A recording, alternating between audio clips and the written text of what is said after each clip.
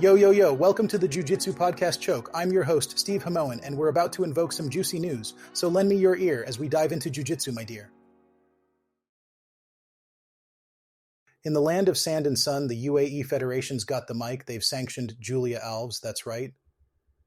Another athlete caught in the PED storm. For Jiu-Jitsu purists, it's far from the norm. Julia, known for her prowess on the mat, got hit with a ban, and that's a fact. Oxandrolone was the drug in her vein. Now she's sidelined and feeling the pain. The UAEJJF, they run their own show with their anti-doping protocol, don't you know?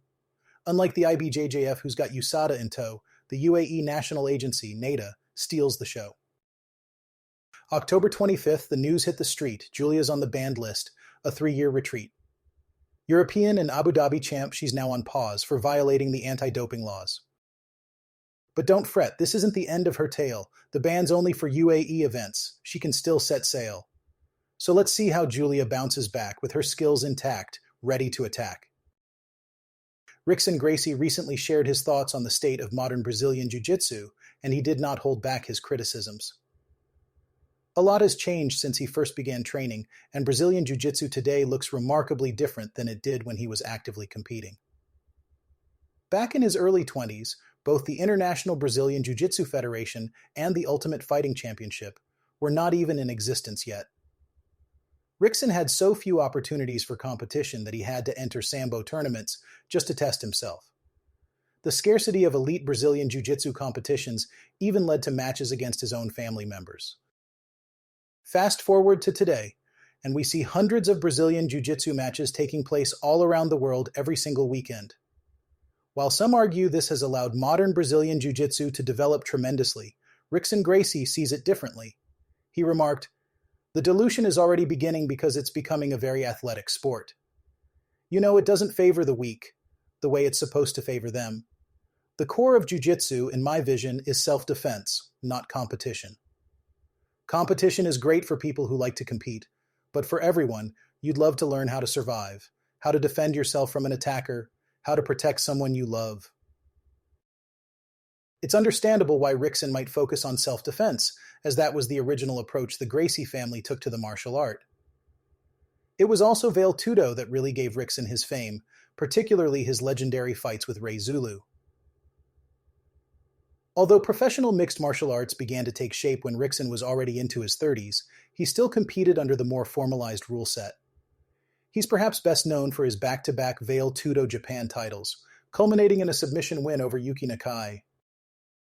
Even after retiring, Rickson continues to teach regularly and elaborates on what he sees as the true value of Brazilian Jiu-Jitsu.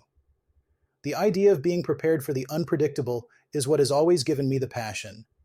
It's about increasing your knowledge to stay safe, comfortable, and prepared.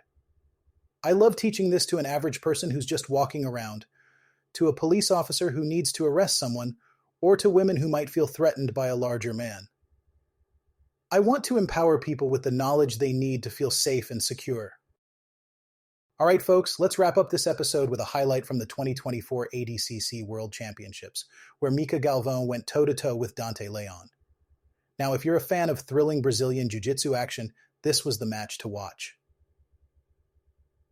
Both competitors are renowned for their technical prowess and relentless drive on the mats, making this showdown one for the books.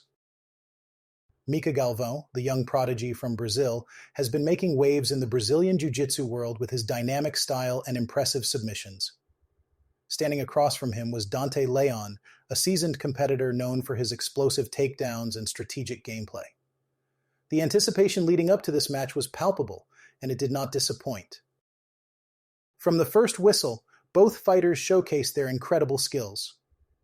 Galvão's guard game was on full display as he deftly maneuvered to secure advantageous positions. Leon, however, was no slouch, countering with powerful guard passes and maintaining a relentless pace throughout the match. As the match progressed, Galvão's ability to transition smoothly between positions became evident. His fluidity and adaptability kept Leon on his toes, forcing him to constantly adjust his strategy. In the end, it was Galvão's superior technique and composure under pressure that earned him the victory. This match was a testament to the evolution of Brazilian Jiu-Jitsu, highlighting both the athleticism and the art of strategy in the sport. It's always exciting to see how these athletes push the boundaries of what's possible on the mats. And with that, we've reached the end of today's episode. Thanks for tuning into the Jiu-Jitsu podcast Choke. Remember, keep rolling, keep learning, and never stop improving. I'll leave you with a little Jiu-Jitsu humor. Why did the Jiu-Jitsu practitioner bring a ladder to class? Because they heard the competition was stacked. Until next time, folks.